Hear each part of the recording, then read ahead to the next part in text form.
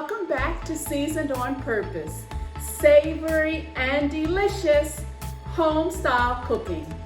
We're in the season of Christmas. We're continuing to bake, and boy, do I have something special for you. I tell you all the time about how mom and dad have been caterers for so many years, and now that they're retired, mommy said, yes, have it all, I don't care. So I'm using a lot of mommy's recipes, some things I'm doing myself, but today I have a treat.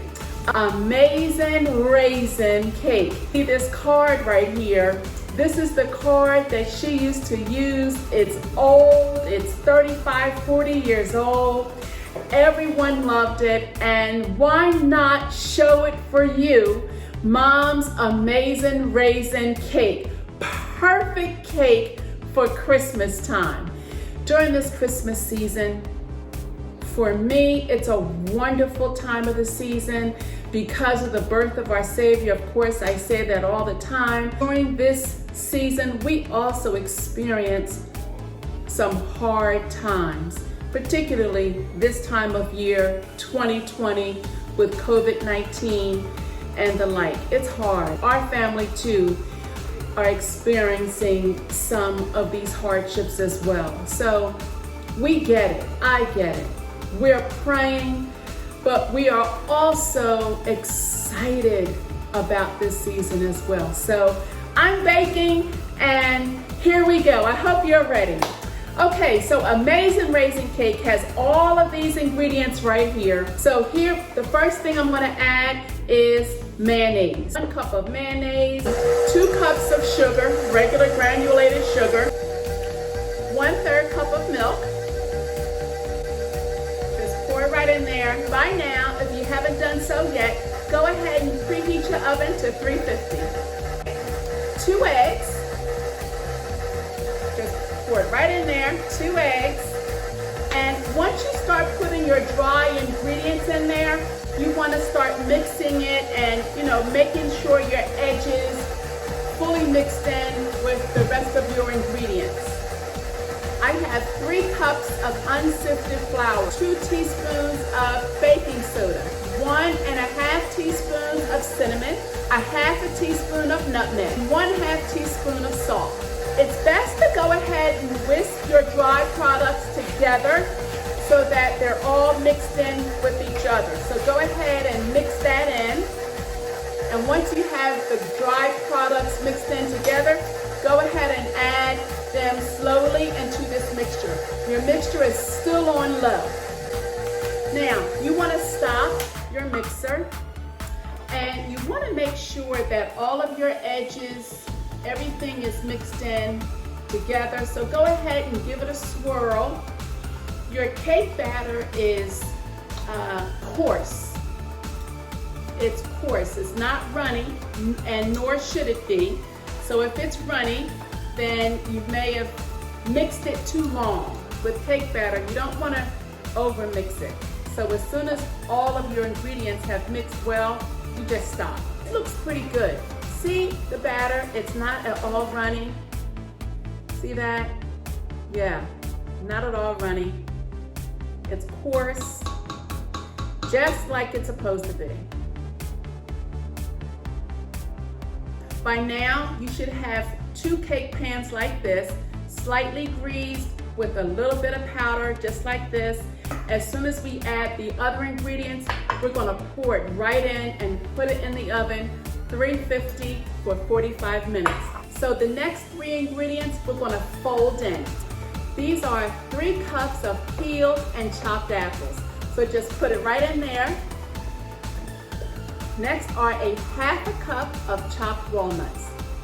You have 1 cup of raisins. Put that in there, and then you just fold it in.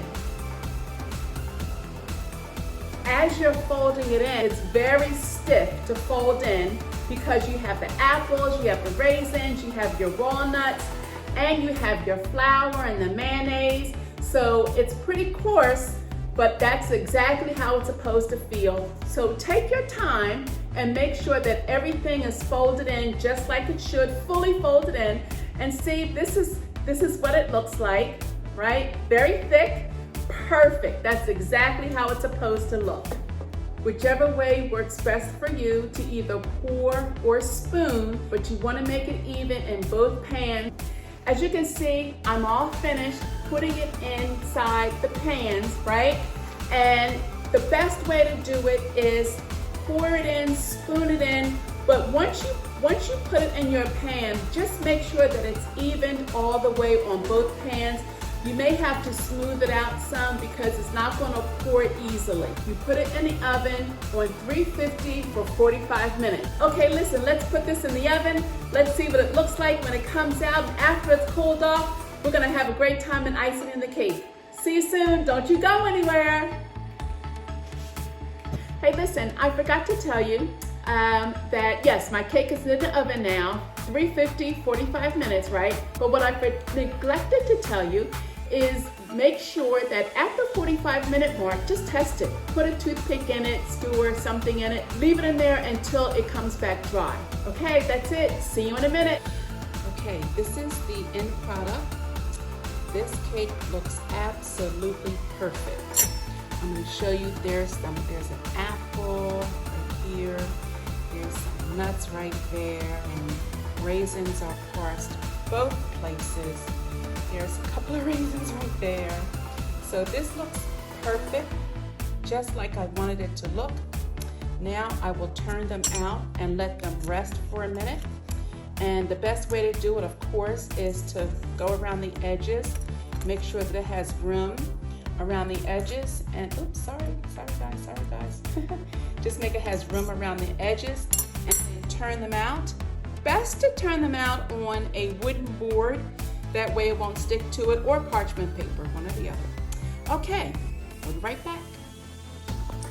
Okay, everybody, we are just about finished. I've made my cream cheese icing, and it's pretty thick, which is exactly what I want it to be. This is an 8-ounce package of cream cheese, room temperature, about 2 cups of powdered sugar, a teaspoon of vanilla. See it fall like that? It took a while for it to fall. This is perfect. It's going to go really smoothly on the cake. You don't want it to be too runny. You really want it to look just like this. And 2 tablespoons of soft margarine, everything room temperature. And you put all of the liquid in first, put the cream cheese in, the liquid in, and then you add the powder, and you mix it slow on low, and it should come out just like this. And now we're getting ready to ice in the cake. All right. There are variations of how one icens a cake. It really is up to you, and I love how this is exactly how your cream cheese should be looking, right? So basically, you want to make sure that you have plenty on the side. I'm already icing in the middle, and so now the cake is layered. And see how I drape it over like that? You can do it that way if you want, and make sure when you drape it over, then you just cover it on the sides. Just make sure that you have plenty on the sides and you have enough on the top. But the sides is what's really important. And if you have any extras down the bottom, then you can kind of scrape it up like that, bring it up. And if you can, bring some on the top. You'll have plenty. See, it's plenty left over of the amount that we made. So you're good with that. And I'm using it liberally because I know I'll have plenty. And see all of this up here, it'll spread all the way around the cake. I'm not even worried about it. I just want to make sure that I have enough on my sides like that.